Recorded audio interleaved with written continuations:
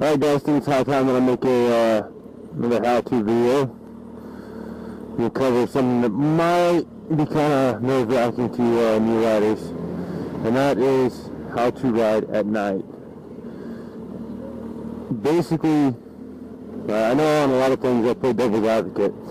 Some of the advice I give might sound kind of backwards from what other people say, but the only advice I'm giving is just trying to use the best logic that I have and experiences I may have from riding in the past. The first thing I want to tell you about riding at night, a lot of people will tell you to, hold on, this guy's being fucking loud. A lot of people will tell you to be more careful at night. Well, I'm going to tell you that that's wrong. You shouldn't be any more careful at night, and here's the reason. If you can possibly be more careful, more alert, more aware at night, then you're not being aware enough during the day. So, like this fucking retard. That's one thing you gotta watch out for. If people can't really see him, they randomly walk across, the guy's probably drunk. But, yeah, riding at night's not anything different or not anything to be worried about. It's not anything scary, it's not anything nervous. It just takes, actually getting out there and doing it.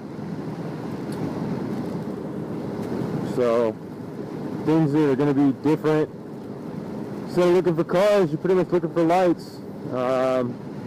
People are going to be harder to see, but, I mean, if you're being as careful as you possibly can be, you should have no problem seeing them at all.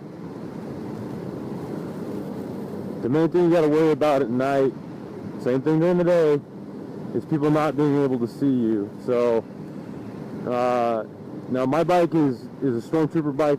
It's all white, some black on it. It's mostly white, pretty easy to see.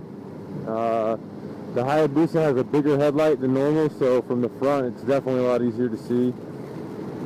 And in the back it's got another light on the back of it. It's basically the license plate light, but I'll show you whenever I stop. It's got a huge white pattern that it leaves on the ground, so it should help, display a little easier. Some people like to go out and get reflective clothing.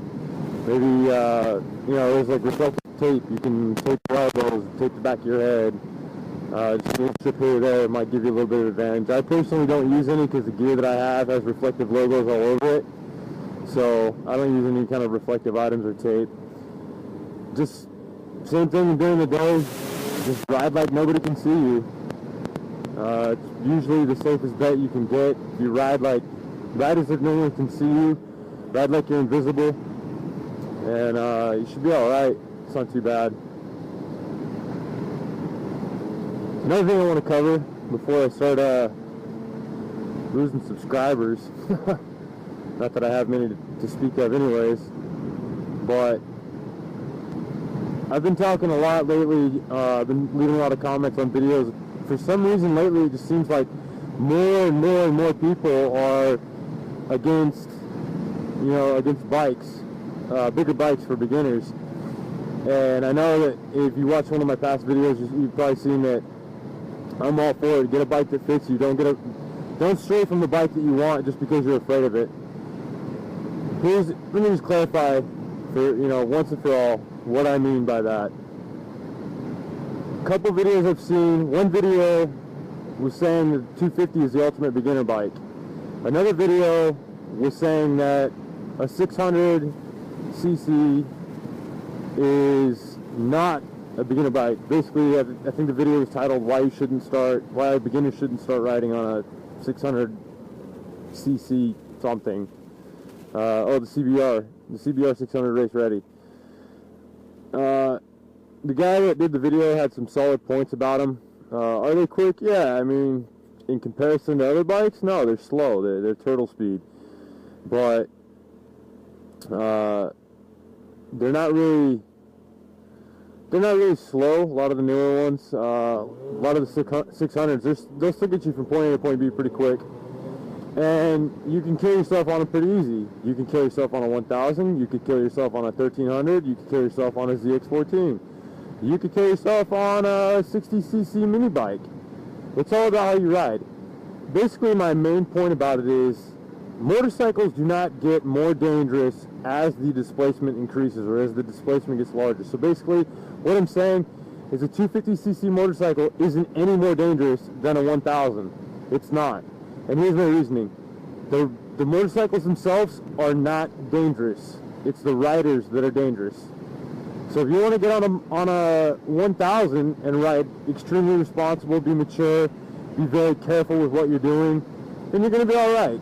If you want to get on a 250 and think you're an all-star and you're pro and you're going to go, rocking around corners or drag racing up and down the roads, being, not being careful and not paying attention to what you're doing, as a beginner, you are going to wreck and you're going to kill yourself on it. So, which is two opposite sides of the spectrum. And do I talk a lot of shit about 600s? Yeah, I do. 90% of the time when I'm talking shit about 600s, I'm only joking and I'm trolling people who have 600s, because typically people who ride 600s are very self-conscious of their bike and they're extremely defensive about it. If you call their bike slow, the first thing you get is, oh, well, they'll run a 10.56 second quarter mile. And you get a lot of people that try to tell you, oh, yeah, that's what the bike will run. But here's the problem with that.